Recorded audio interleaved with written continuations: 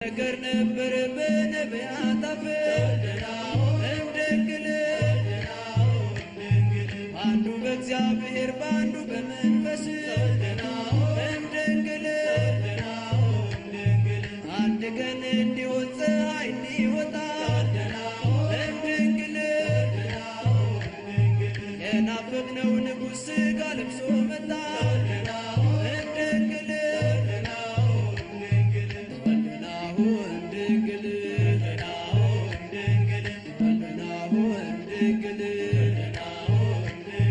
አብርሃም ያንን ቀን ለማየት ናፈቀ